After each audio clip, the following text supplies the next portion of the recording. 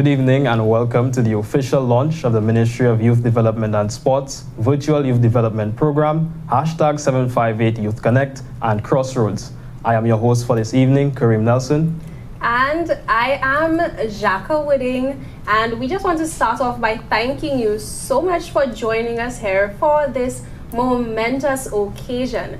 If you've been seeing the flyers and the posters going around for the program, you would know that we are in the presence of esteemed company this evening, and we have a very packed program for you. So I hope that you're ready to take that all in. To begin this evening, we're actually going to be starting off with a statement from the man who is currently heading the Ministry of Youth Development and Sports, Minister the Honorable Kenson Casimir. So let's go to that now. Prime Minister, Minister for Finance, Economic Development and, of course, the Youth Economy, Honorable Philip J. Pierre, Permanent Secretary of the Ministry of Youth Development and Sports, Caroline Eugene, Deputy Permanent Secretary of the Ministry of Youth Development and Sports, Leota Charlemagne Mason, Director of Youth, Mary Wilfred, Program Coordinator, Nixon Barry, other staff members, including youth workers, hosts of this Crossroads show, that's Kareem Nelson and Jacka Wooden, young people watching, listening, and participating across St. Lucia and in the diaspora via Facebook, Zoom, and television. Media and technical team, ladies and gentlemen, a wonderful good evening to all of you. This evening, I am thrilled to launch our virtual youth development program, #758 Youth Connect. From the onset of the COVID-19 pandemic, the Ministry of Youth Development and Sports shifted gears to ensure that young people are reached through the virtual space to continue engagement and participation in positive youth development. Now, the main objectives of 758 Youth Connect are to digitize training and development to increase youth capacity and improve the performance of youth and sports organizations via e-learning. It's also there to create access to virtual youth connections for greater opportunities to make a meaningful contribution to our society. The program is premised on 5 pillars. 1, virtual psychosocial support, that is supporting youth mental health. 2, virtual art space. It will focus on culture, the arts, and of course, public speaking. E-learning, delivery of high-quality certified training programs. The 4th one is a Youth Connect applications. That's information and connectivity hub for our young people. And 5, of course, Crossroads, the live show of which we will view the first episode this evening. The ministry understands the importance of youth advocacy. Thus, the launching of Crossroads creates an avenue for young participation. According to UNICEF, advocacy is about doing something to support, recommend, or implement actions linked to an idea or cause that you care about. Now, young people are passionate about many issues. Therefore, it is by hope that they will view and participate in this youth-led program, which will air live on social media, television, and of course, radio. Crossroads will recognize young people for their contribution to the community and national development. Additionally, it will create an avenue for young men and women to meet and discuss the current issues which impact their lives. This virtual space is expected to be animated and exciting, and I am expecting that it will capture the imaginations of the nation's youth. Young people, I am delighted that my ministry can reach you through #758 Youth Connect and invite you to join this space as a collective voice to defend and protect rights and to support different initiatives or causes. I believe your voice can bring about changes in policies, in programs, in actions, behaviors, institutions, and even national investments. Ladies and gentlemen, I am pleased to launch the Ministry of Youth Development and Sports virtual youth development program and Crossroads show, where we discuss the in and outs of youth and sports development. I mean, like the minister said, this is really the space where we're providing the youth an avenue to get the answers that they need to provide them a better platform for youth advocacy. Because, I mean, I'll be posting one tweet or two, but maybe that's not the right way to get policy change in our country. And I certainly agree with that. And to get right into the crux of the matter this evening, we're going to be taking a deep dive into the youth economy and its role in national development. And I think we have a power-packed panel this evening. We have, in that of the conceptualizer, I want to say, the mastermind behind the youth economy, in that of Prime Minister Honorable Philip J. Pierre. And I think who better off to start off the conversation. So if you could just give us maybe a short introductory speech to just start off this discussion. Speech? You really want to speak? You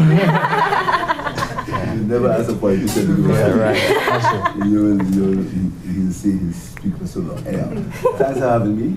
Let me thank you for having me as your first guest. I'm thrilled to be here. I hope I can speak to you. Right. I hope you can understand what I say. I try my best. I think that show is timely, particularly this time. I want to congratulate the minister for being involved in that. Well, the youth economy, and I nobody going to ask me what's the structure, this thing like that. Really, the youth economy has no structure.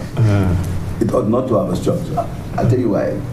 The youth economy is creating a special space in the economic system for young people. You have the tourism industry, you have the tourism ministry, you have the agriculture industry, you have the agriculture ministry.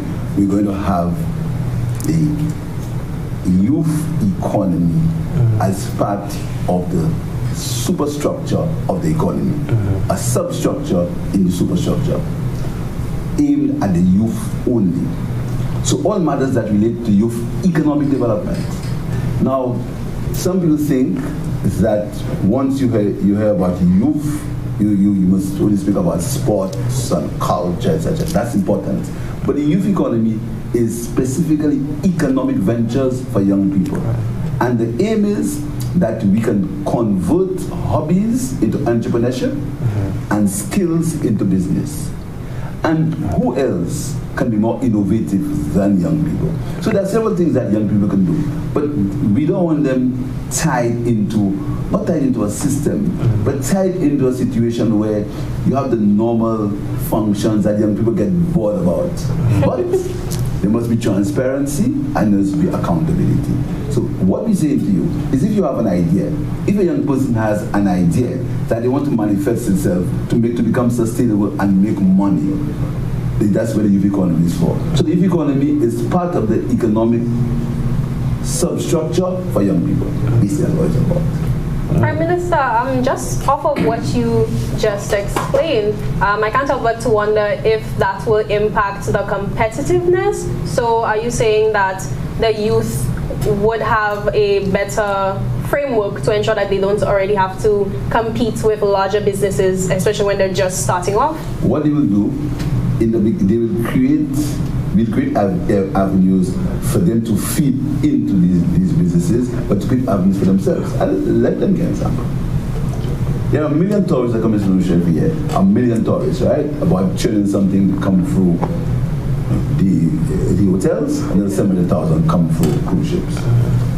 I'm sure that there are many creative young people who can find something for these 700,000 people to do, and they can earn a living. The youth economy to create that avenue for them. All right? So some young person might decide, let's braid hair. All right? That's what the youth economy is there to create the environment for them through skills training, through financing they need it, through marketing, and through mentorship. So that young person will probably have an innovative idea of braiding hair for tourists. They may need some things if economy provide that situation. So what you want to do is you want to challenge young people to become economically viable and sustainable without having to do the traditional things that young people, many people like us believe that young people only want to do some things. That's not true. Young people have skills and they can make money out of these skills. The youth economy will create that avenue for them to make money out of it. All right, okay. Prime Minister, on that note, I believe you definitely have the viewers hooked, but we've just been informed that we're going to have to head to a quick break. But guys, stay tuned, because when we return, we will be continuing discussions with the Prime Minister. She's been watching, waiting, wondering when the sands of time will give way to a tide of change, and for yesterday and today to become a new tomorrow. For a time when her sun can kiss the cheeks of your loved one and her stars can twinkle in her honeymoon skies. when her earthly embrace will reassure and calm your soul. And her unique view can change your whole perspective.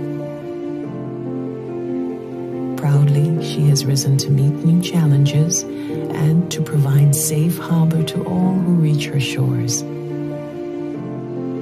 For her hopes and dreams still stand, shoulder to shoulder, a precious reminder of experiences yet to come.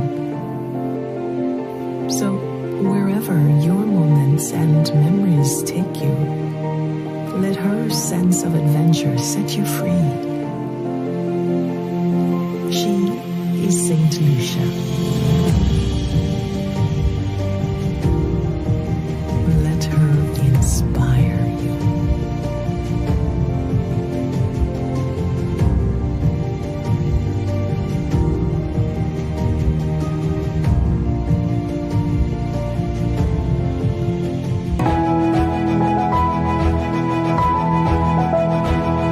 Breast milk is the gold standard that cannot be emulated.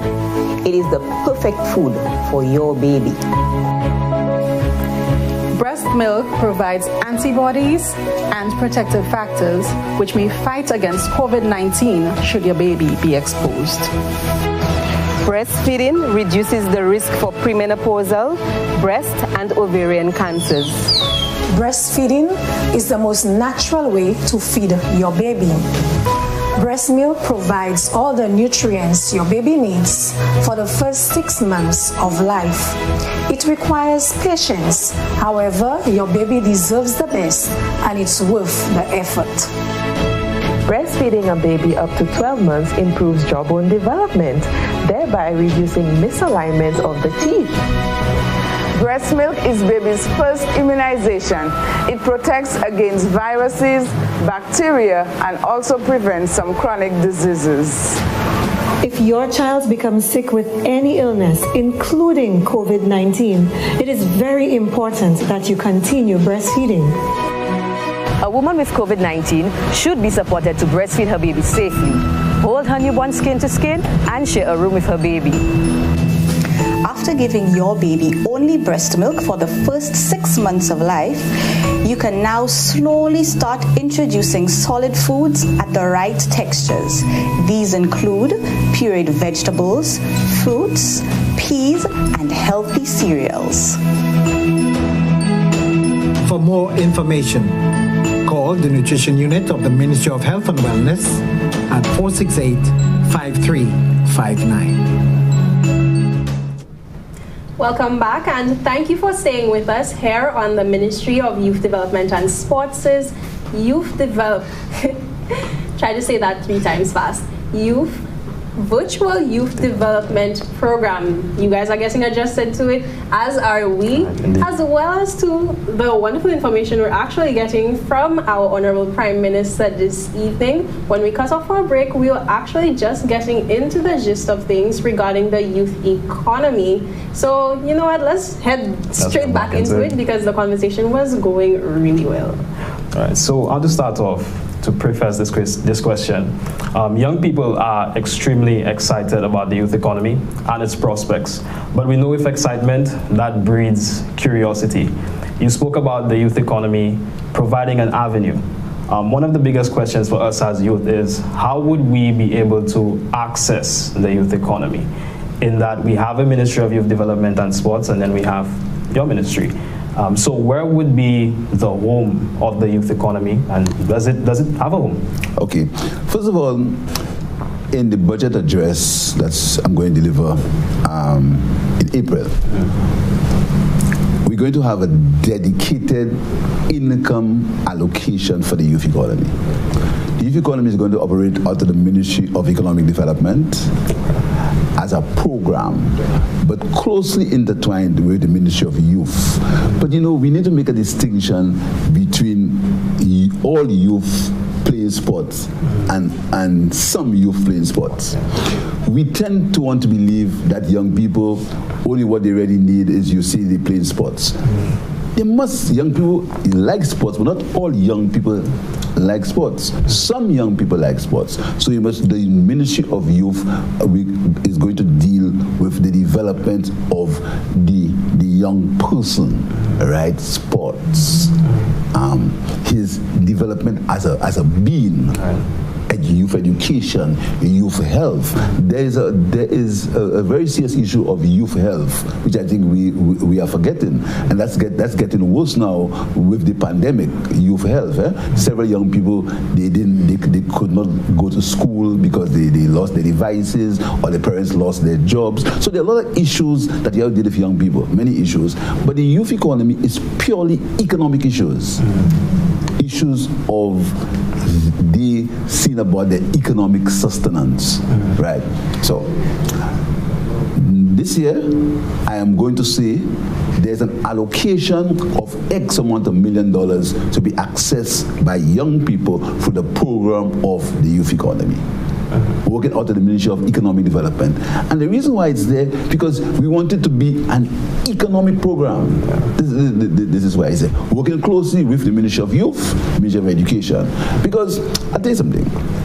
There are several sectors that talk about there's youth in agriculture, youth in industry, youth in this, youth in that. But there's no central home for young people. So the idea is you bring all these things into the youth economy, into that substructure of the entire economy, and it links with other parts of the system. But the Ministry of Youth has an integral part to play in the whole organization and feeding into the youth economy young people's skills and exactly what they want. So are you saying more or less that it's just going to be integrated into the greater part of our economy? It's going to be a part of the economy. It's going to be more than integrated. I want the youth economy budget to increase every year. I won't tell you what it is this year, but it's going to increase every year. So you can know, young people can know, listen to me, there are X amount of $1 million there for our development, which you have to access. But they have to be transparent and accountable. We expect them to be. We expect some level of responsibility. We're going to have provisions for errors. You see, I'll tell you something. We tend to be so rough on our young people that we tend to believe that, listen, young people are this and that, but they're not worse than when I was young, you know. I mean, it's just that we could take more chances. As a young man, I could do more things. But young people now can't take chances because the world is so rough on them, and the consequences of the actions are much more than consequences of my actions when I was a young person. So we know there are going to be mistakes. We know that there are going to be errors. You know, there are going to be some failed situations. But generally, I think the young people will embrace it and move forward because there's a lot of talent. Yesterday I was at some Jeff project, and I noticed the young people in research and development. I mean, I was told that there's a guy with a lab in Cedars, and what he's doing there is something else. Then there's a whole digital economy. Young people get involved in graphics, and so we also want to create that space for them so they can explore, but they have to be accountable and transparent. Prime Minister, with you mentioning the budget and with you mentioning wanting to expand the program in future budgets to come, I can't help but wonder what is the sustainability for that, working in the limited fiscal space we have as a large ocean state. I'd rather not say small island developing state, but we know that's usually the term. Working in our limited fiscal space, in a post-COVID environment, what is the sustainability for a program like this? I mean, as a young person, we've seen... That's a perfect question. As a young person, I've seen so many great initiatives come and go because of limitations, fiscal limitations mainly. So what is the plan to keep this in place? There's something called priorities. Right? Because I got your priority. And the priorities of our government is people. And people are young people also. You know, I tell you something. You know, it is better to invest money in young people to get them involved in enterprise than invest money in them in jail. Right? And if we continue that decline. If we continue to get young people frustrated, and when I speak of young people, I speak of young people from all sectors or all sections of the economy, the at-risk youth. I mean, sometimes we seem to think that these guys, they live in this area and then let them fellas go, them fellas is criminal and things so. There's a lot of talent there.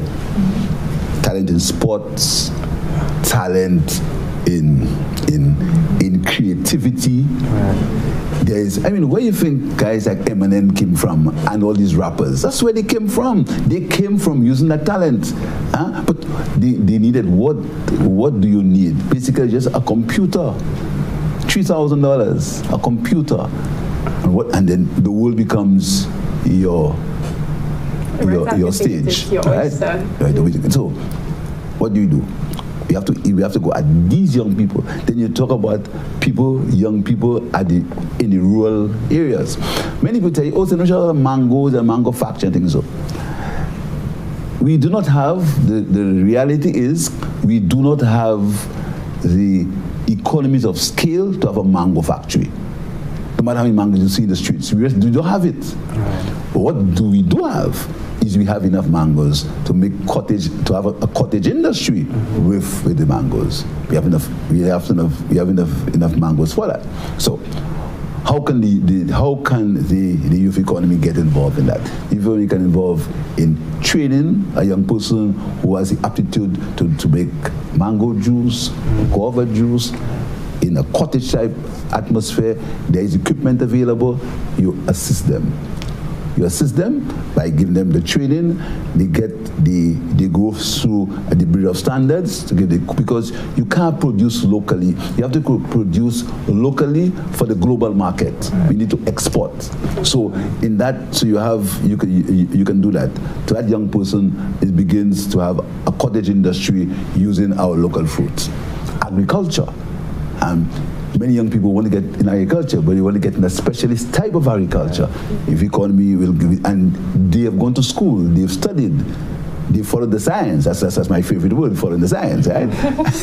They have followed the science, right? So they're going to use their science for agriculture. There is the cannabis industry. I mean, one of our neighboring islands, they are predicting that they'll make $23 million from cannabis. How do young people get involved in that industry? So it's a whole spectrum of things that we can get into.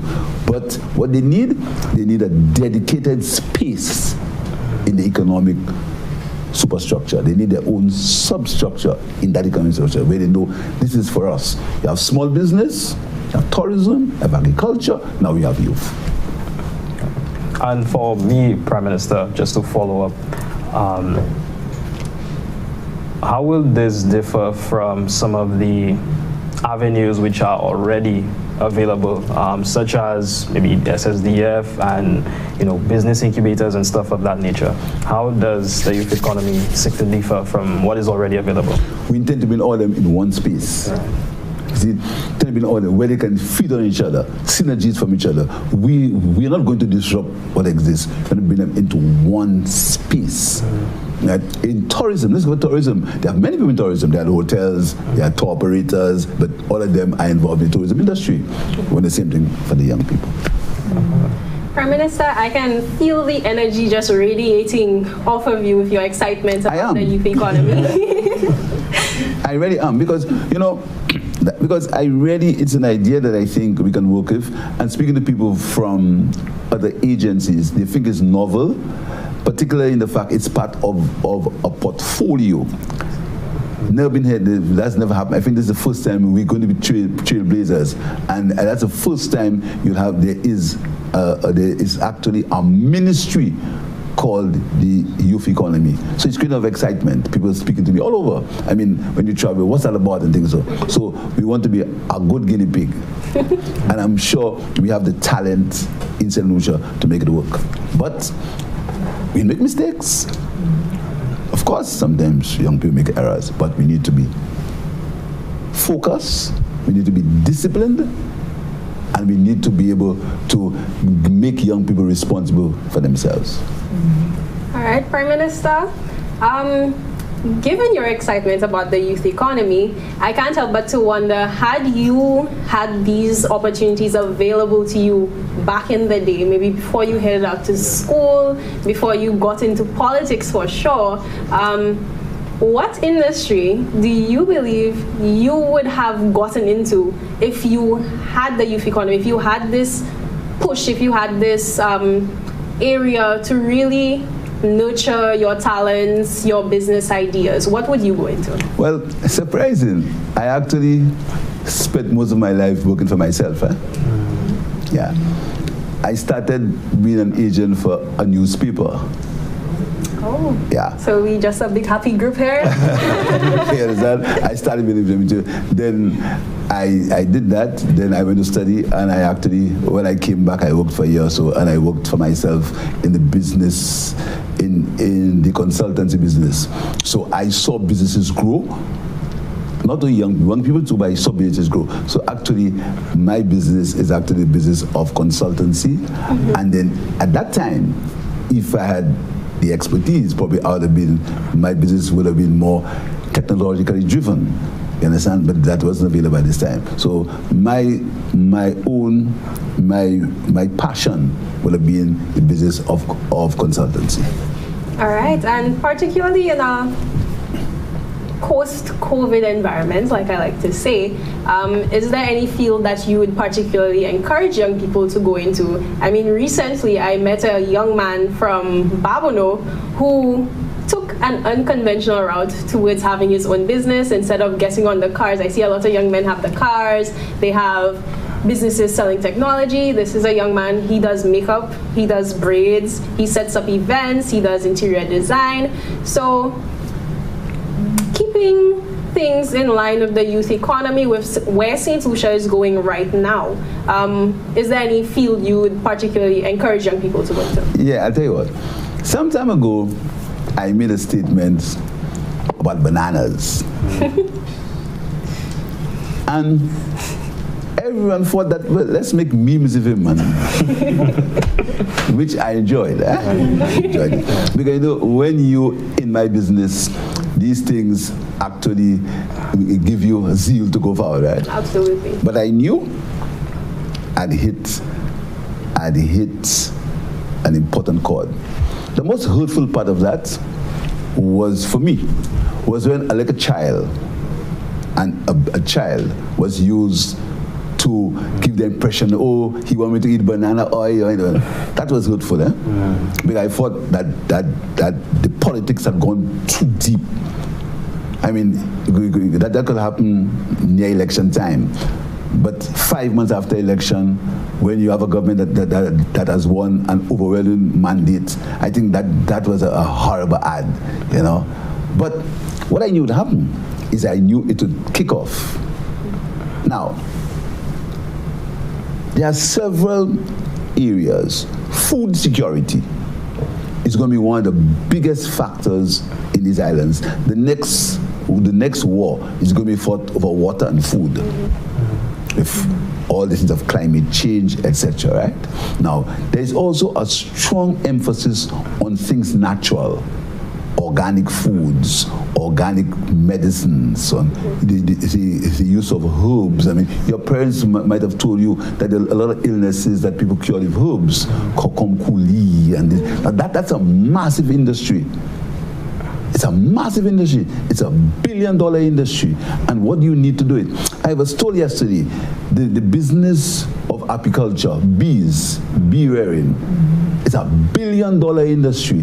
There's a toxin in the sting of a bee. That is $1 billion industry. The whole world pharmaceutical companies want that toxin from the sting of a bee.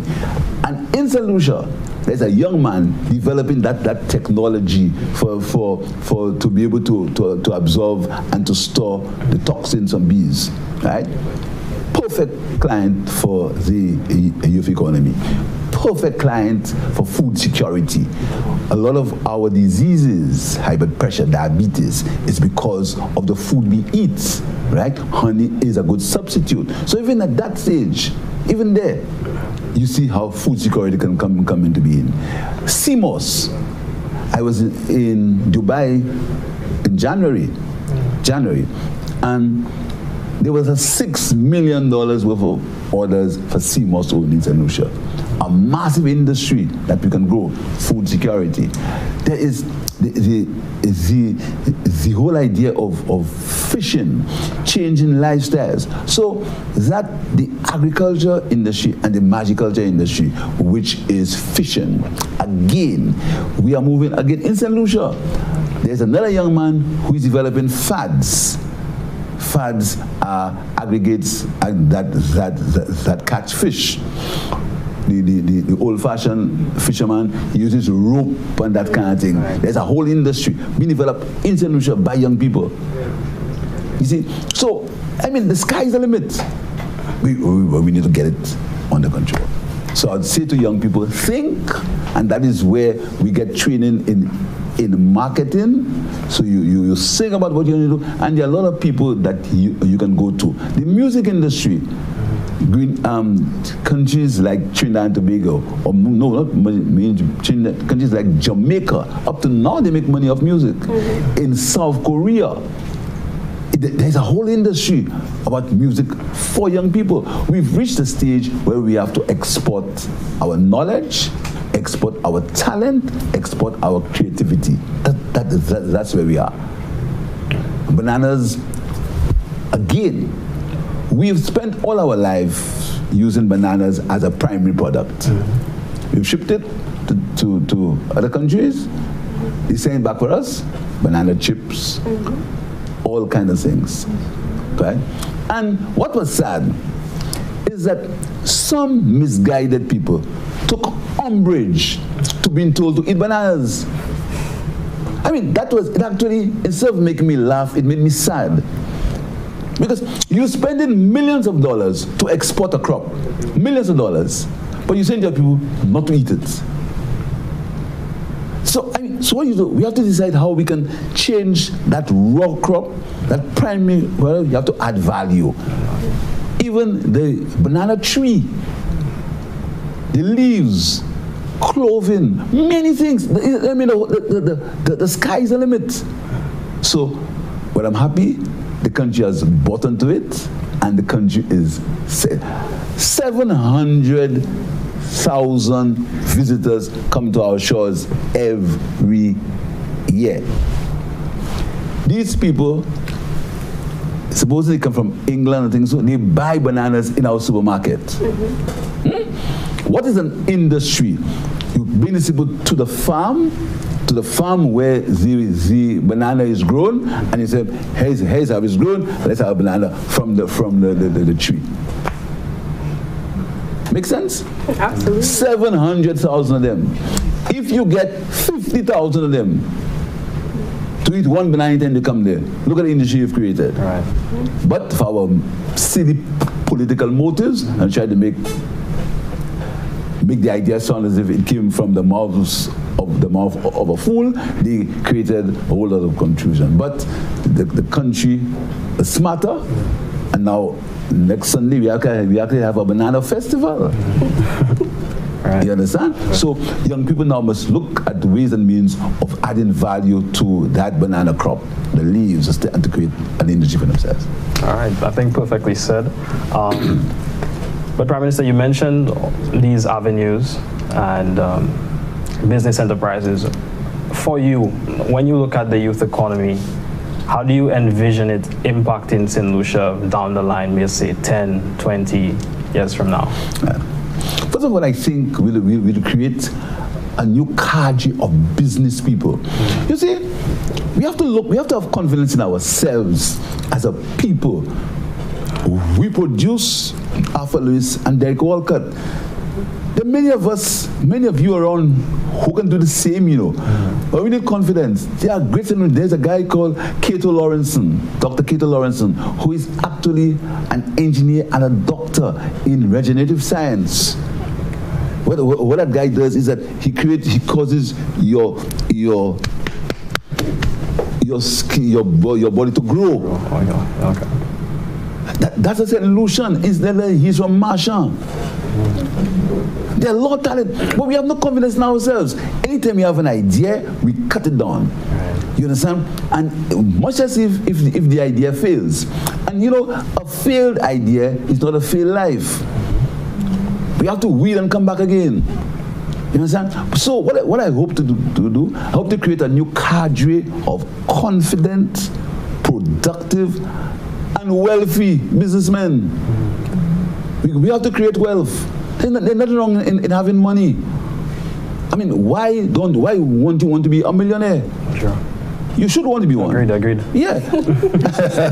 You understand? So we need to create that cadre. You know, we have to be more confident about. You know, we as a people have to be more confident in ourselves. We have to show more confidence in our own expertise, our own knowledge. We depend too much on, boy, I can't make it. Somebody else must come and do it for me. And we need to be confident, and we need to, and the youth economy, we will seek to create that new cadre, that new culture of business person that will manifest themselves to become big businessmen and own large businesses starting from there. As we speak about creating a new cadre of young business people, I mean, we're definitely all looking to be millionaires. I think this is an opportune time for us to get ready to bring in our guest, who's actually a young entrepreneur, who we have been having discussions with, and who we certainly believe will be able to thrive in the youth economy.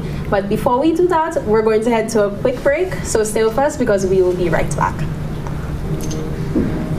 She's been watching, waiting, wondering when the sands of time will give way to a tide of change, and for yesterday and today to become a new tomorrow, for a time when her sun can kiss the cheeks of your loved one and her stars can twinkle in her honeymoon skies, when her earthly embrace will reassure and calm your soul, and her unique view can change your whole perspective. Proudly, she has risen to meet new challenges and to provide safe harbor to all who reach her shores. For her hopes and dreams still stand shoulder to shoulder, a precious reminder of experiences yet to come. So, wherever your moments and memories take you, let her sense of adventure set you free. She is Saint Lucia. Let her inspire you.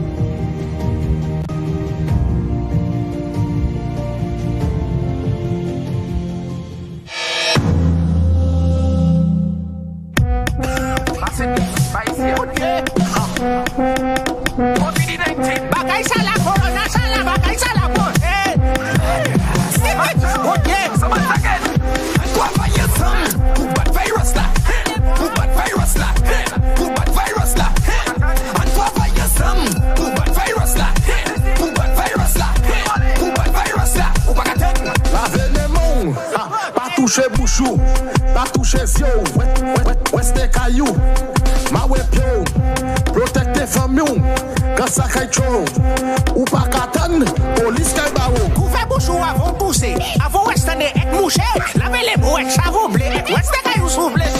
Comment c'est moi qui t'ai oisé, avec quoi mon oueste toi pied, toi qu'est-ce que nous camouté, corona caille yo coup de pied. C'est la mort, hey, pas toucher zio. Pas toucher bouchou et try pas toucher no. Social distance, 6 feet minimum. For more information, just dial 311. What's the book at you? Please stay at your home. Coronavirus coffee Nico Al Capone. Can what take on you even give you diarrhea? Practice good hygiene, corona can disappear. And what virus who bad virus la? Who bad virus la? Who bad virus la? And what virus who bad virus la? Who bad virus la? Who bad virus la? Who bad Production.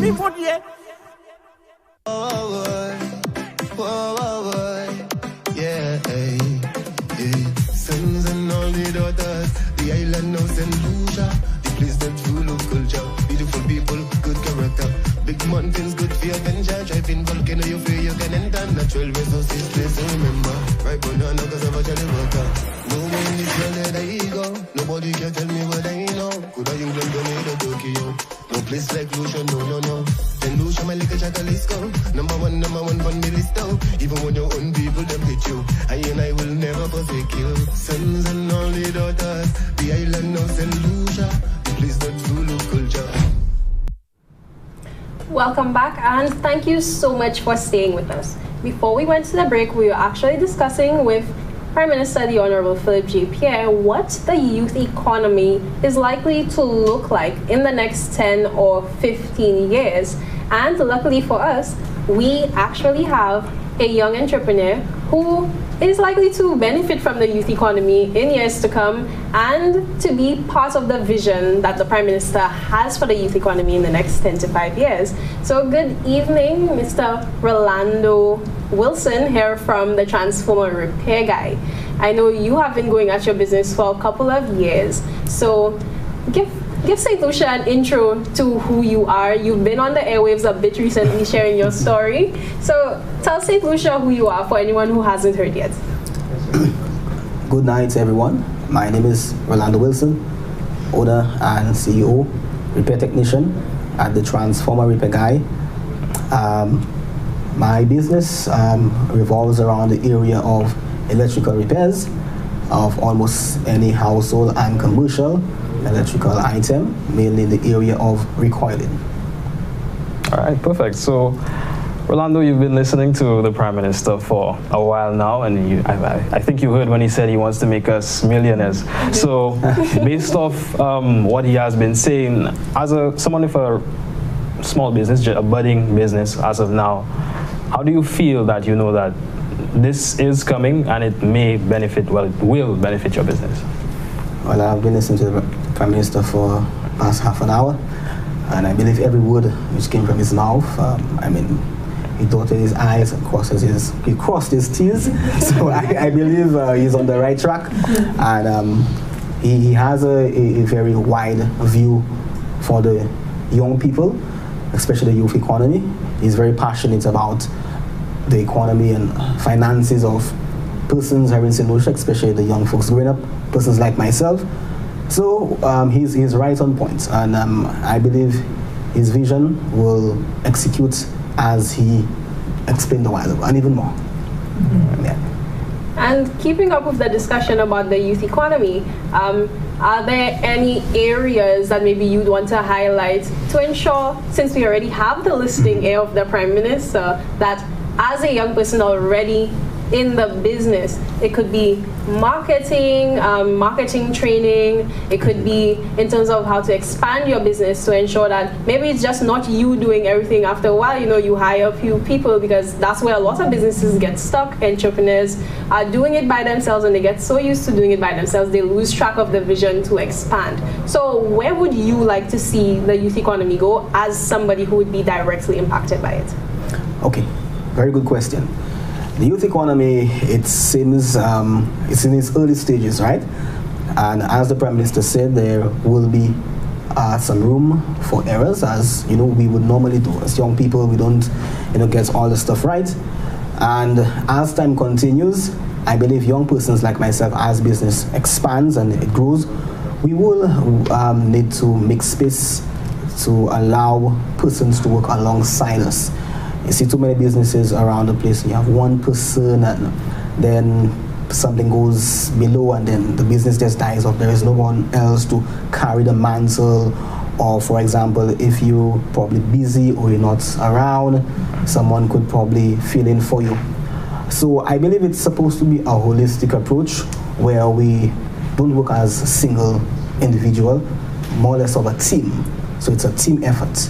Because, many hands, when you clap, you need two hands, not one. So I believe the youth economy, it has a bright future. All right, so Rolando, you've been running your business for some time now, and as with any business, there would be difficulties. Right now, what is your major difficulty, and what do you think with the youth economy coming in, what do you think it would help you with? Oh, okay. One of the major difficulties is marketing, sourcing of raw goods and materials, and I basically think that's it for now. Yeah. That's the two main issues I face on a I don't say daily basis, but so often when the issue comes up, and sometimes an extra pair of hands. And Prime Minister, as you've explained, these will certainly be areas addressed through the initiative. Yeah, in fact, I was just thinking of when you were talking and marketing is important. I didn't know it existed, right? And he has his business has a market niche, because most of the equipment you buy is 110 from Miami, and currently it's 220. So he has a niche, you understand? But people need to know about it. You see? So what somebody normally does, a transformer is going to just throw it. You understand? So his market, he's right on target. The marketing. And he can even take it a step further, you understand? Because a transformer is something that you'll need all the time, because you have 110 current. So you can take it a step further, and you have 220 and 110. So I think marketing and the thing is a very good. Absolutely. The Prime Minister is already helping you with your business. I mean, he just basically added what I just said, and let me add on to what he just said. You know, the industry I'm involved in, I didn't get any formal training as persons would go to school or university and come back home with some sort of degree and say, well, I'm an engineer, or I'm a licensed technician, or I have some certificate to show. It was none of that. I learned the basics, at a workshop where I learned for about a year and a half. And from there, I stepped out and I did my own stuff. So you mentioned transformers. Transformers in St. Lucia, we have over 60,000 households. Right, and I mean, we only just scratching the surface. And we don't only repair transformers, almost any electrical items. So I employ other youth, not only persons who are in the area of, repairing and refurbishing. Whatever skills, whatever talents that you have. I mean, you were born with this gift for a reason, right? Some persons will not be interested in going to work the 9 to 5 and going home. Some of us, we like to be more dynamics, more spontaneous, more on the beat, do your own stuff, make the money, and self-motivated, self-driven. Persons want to be their own person, and the youth economy is well placed in the center for those things to actually take place. So I believe it's a very good initiative, and I employ a lot of young people like myself. Even if you're in your 40s, I mean, you're still young. Mr. Prime Minister right here, you're still young. You're as young as you feel. Yes. So, yes, don't let your time and your youthful energy go to waste doing the wrong things. There is always something that you can do to earn money. Figure out your passion. As we continue discussions, we're actually going to open up right now for questions through our Zoom and Facebook Live. All right, Facebook Live. So you guys can comment questions down below through Facebook, and they'll be channeled to us. And you can ask questions over in Zoom as well. Are you all excited? Another thing I want to say is that in our space where our office is going to be for the youth economy, it's going to be a young space. It's got a space, in fact, it's going to be a young space. Are we going to have ring lights? We're going to be making TikToks, maybe? You gotta have a nice space, So then it's going to be a young space.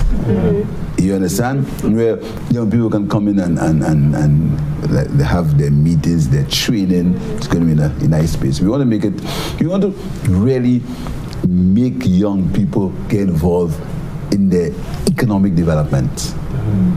You see, you want to make them develop economically. We have to create new businessmen. That's the important thing. And we have to create a cadre of new businessmen. That's our aim. All our people are just believing that they can't make it. I mean, we had to make them make it. We had to create that avenue. I think especially at this point in time of the year with independence right around the corner, I mean, we're already celebrating.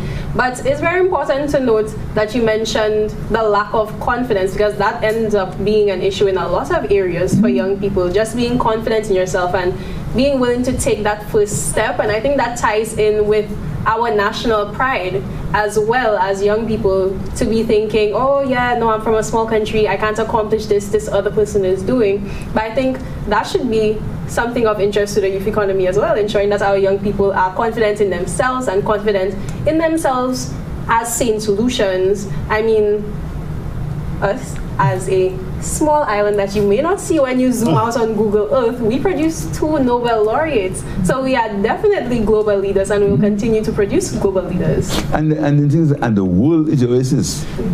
The technology has made you market the world. I mean, at this point, is it even just the world? I think we're going to be heading out into space soon.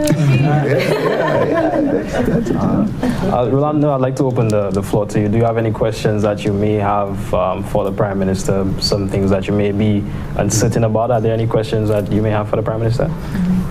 Oh, I have a few. It's not something I written on, but no, as the discussion was going on, a few questions came to mind. It's basically in the youth area, has to do with the youth economy and other issues that affect the youth. So he could probably just touch on them briefly. He doesn't need to go in depth in each question, but he could just touch on them very briefly, because then again, time is of the essence.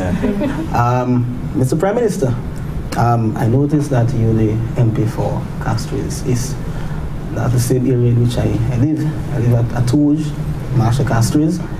And it was brought to my attention that you came to my area a few times, but I was always busy, so I was never there, so I never got a chance to meet you. But in the area where I live, there seems to be a lot of young people who, surprisingly, they're very passionate about certain things. However, due to the demographic, the era where most of us come from, there is sort of a dark shadow cast upon that area for years. And being you the Prime Minister, I mean, you have the opportunity to help make a difference. I don't say make the difference, but help make the difference, because if you could do your best, if we the people who live in that area, we do not want to better ourselves, I mean, it's just a waste of time. Sure. And you're right. First of all, that area you mentioned is very, very close to my heart. It's an area that I can say loudly and boast and loudly and clearly that I have the majority support. I mean, that's my garrison. So, what can we do for the young people in Touge? First of all, we need to improve the infrastructure. Now, infrastructure of the community. And we've done that. We started doing that. We put in a children's park. Right? The children's park was to get in there. There was the internet. There was an internet a connection. There were benches. There were swings for children. And I can tell you, and I can announce tonight that we've ordered a new set of playground equipment. We're going to be redoing the seating. The internet, I think it has been reinstalled, but we're going to ensure it's there. We're going to revamp the park, because you must have known that on Sundays, kids used to go in there and play on the swings. Some years ago, yeah. And use the swings, and the parents used to be on the internet. People used to go there and do their homework. It's even needed more now. But unfortunately, because of the politics of the day, the park was allowed to go into a state of ruin. I want to announce tonight, and thanks for giving me the opportunity, it's going to be renovated and be back in play. All right. The infrastructure of that area. If you've been there for a while, And you know, what the cynics among us will tell me, or will say, oh, that's what you're talking about. I always made a point that he who feels it most knows it. And he can tell you. I don't know if he's old enough for that, or he was there long enough for that, or if his parents were there before him, they could tell you.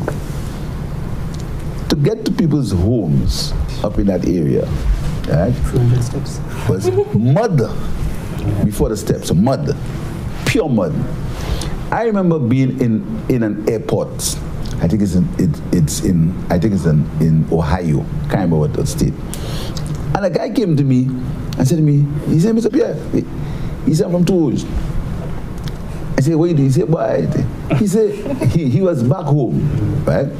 And he said his greatest pleasure, he was able to carry his suitcase up to his parents' house. Wow. Now, for the cynical person who doesn't understand, nonsense, you understand?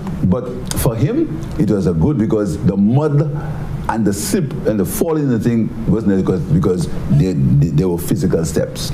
What we need to do now is we need to give these people ownership on that land. We need to make them own it, because they did not own it. So in my constituency, there's a serious land tenure system problem.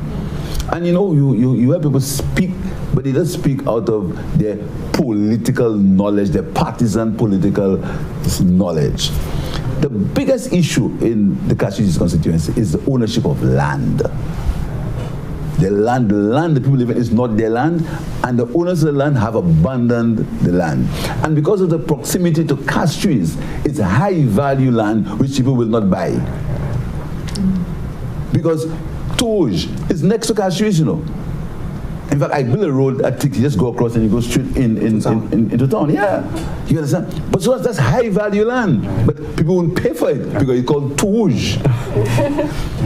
So we need a serious system of urban renewal, where we either go to, and then the government has started a program of house repair, where we're going to see these people, listen to me, we're going to help you to repair the house in which you live in. So, to cut a long story short, in terms of infrastructure, we have to develop the infrastructure in the area. In terms of youth development, then the guys in there, the talents, can feed into areas of the youth economy. Prime Minister, I think we have had such, what do I even call it, this conversation? Well, it was actually really insightful. I think when you first announced that there would be the youth economy, I think there were a lot of questions. And call it what it is. And I think, well, I have attained greater discernment, so I hope our viewers also attain that discernment as well. Before we wrap up discussions, however, I just want to open the floor to you two if you have any final messages you'd like to send to our viewers. Ooh, okay, we have a alert actually. Before we wrap up, we have a question coming in on Zoom. Let's just give the technicians a second to have that over to us. Well, I see we're going to have a logo competition. Oh, okay. Let's continue. We're going to have a logo competition. I see young people to give us ideas. So the logos are going to be published very soon. A logo competition youth economy, for our letterheads. That's fantastic. I see a lot of people going now into NFTs. I haven't gotten too far into it, but when you mentioned the memes, I was like, we need to get some people, you know, those quick meme makers into developing some NFTs. Exactly. But when do you see this being rolled out exactly? Do you know? I think we're going to announce it very soon. I think for Independence, we're going to announce the logo. How do you say the rollout? Let's see, I mean, the youth economy, it needs to be something that is formal, something that is well structured in a sense. Although you say it wouldn't be structured because it needs to take up a life. It will not be rigid. Okay. But it's going to be transparent and accountable. Yes. So I'm just asking right now, persons who own small businesses or persons who would like to start up these small businesses and they would want to sort of, I would say, piggyback on that initiative. You know, would there be a requirement there? Because you know you cannot have stuff all around the place, like as we say. You need to have those things, you know, properly organized. So we're looking at hairdressers, masons, I mean, just name it. First of all, there actually is something going on now through the Taiwanese. Okay. The Taiwanese have started already. They've taken the concept and they've run it to a certain extent. So what there's a training program now. There are 200 something young people being trained, and these young people are going to I think a certain number of them are going to be given startup grants to start their own business, and very soon that should happen because the training is happening now. And there have been 900 young people applied. All right, that's great. Really fantastic. 967 young people applied, and I think 267 are in training now, and they're going to break it down to 150 that will be given angel grants to start their business. I want to thank the Taiwanese for that. These people feed right into our youth economy. So what will happen is that you have a skill, you come in and you talk to us. There are going to be people who will be there to talk to you. You're going to talk, chat. Then they're going to ask you a few questions, obviously. If you start a business, there's going to be some level of evaluation. But it's not going to be this long form filling. The reason why I ask, because, as young people, persons who in school, right? We want to start a business and we have all the stuff we think that we need. We would go to a bank and the financial places, and most of the times we return down for a number of reasons. And one of the main issues is that we don't have any collateral. Yeah. And most people, they come from a sort of a low background, right? No, low income. Low income. Nobody's coming from a low background. sorry. My mistake. Hey, not to cut the conversation short, but we actually have a Zoom question.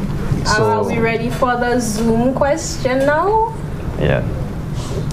Yes. Okay. Hi. Good night. Good night. My question is, how does the youth get access to the youth economy? Because we all know that when these programs and projects roll out, we tend to see the same people benefiting. How will a little youth in Bel Air or Cooley Town benefit or access help from the youth economy? Some or most of these youth may not have a CXC or barely have a secondary education, but they have great talent and so on. So my question is, how will they have access or fair chance at the help from the youth economy? That's, if you listened earlier, and that's a very relevant question. If you listened earlier, you just noticed I said youth at risk and urban and rural youth, particularly youth at risk. And these are the people you're speaking of. You're speaking of youth at risk and rural youth. What we provide for them is an opportunity. They have to come in and talk. We can't stay back at our homes and assume that something is not going to be for us.